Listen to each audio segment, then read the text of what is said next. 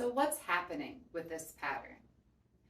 Well, for starters, if you remember the center square of the 9 grid, what we're doing is we're switching which corner of that center square the staves are moving around. So they start by moving around this bottom right corner, and then they move around the upper right corner, then they move around the upper left corner, and then they move around the bottom left corner. There are different modes of the pattern, so there are points where the staffs are behaving one way and points where they're behaving a different way. So here, we'll come back to this, but what just happened was we switched focus from the bottom left corner to the bottom right corner, and I'll come back and explain that later. But now what's happening is one staff is anti-spinning while the other staff is isolating. And so when we start, the pinky side of the right hand is the staff that's isolating, and the left staff is anti-spinning. Now we got to a transitional point. So here, both of these staffs will do a wick isolation, and now we are focused upon the upper right-hand corner. Here, the staffs switch, so now my left hand is performing a wick isolation while my right hand is performing an anti-spin.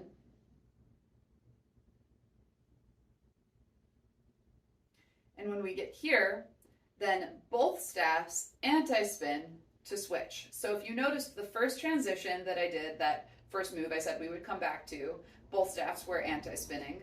The next transition, both staffs isolate. Now we just did a transition where both staffs anti-spin. And then if one staff was isolating before, it starts anti-spinning now. And now we transition down with both staffs performing a wick isolation, and then one staff anti-spins while the other isolates. This might seem confusing right now, but it's okay. I'll keep breaking it down. Just to show you the right hand, we anti-spin, and that's bringing us from focus upon this bottom left corner to focus upon the bottom right corner.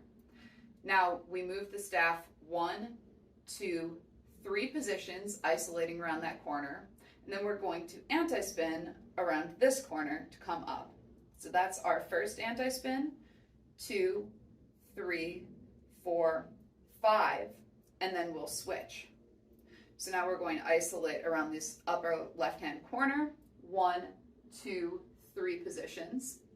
And then we're going to anti-spin around this bottom left corner, 1, 2, 3, 4, 5. So it's 3,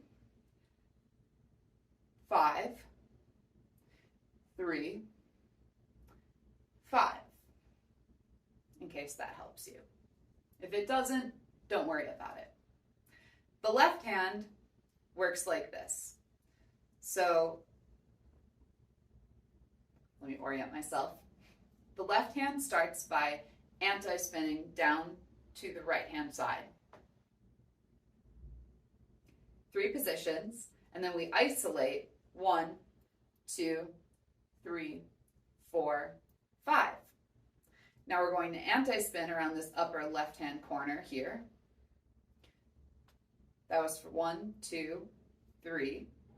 And now we're going to isolate around this bottom left-hand corner 1, 2, 3, 4, 5 times. So it's 1, 2, 3, 1, 2, 3, 4, 5. 1, 2, 3, 1, 2, 3, 4, 5.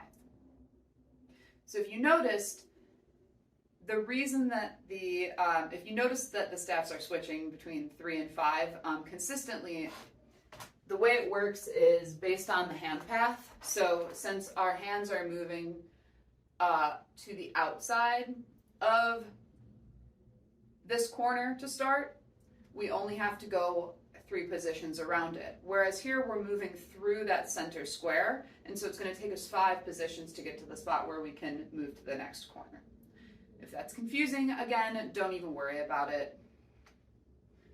This is the entire pattern. Again,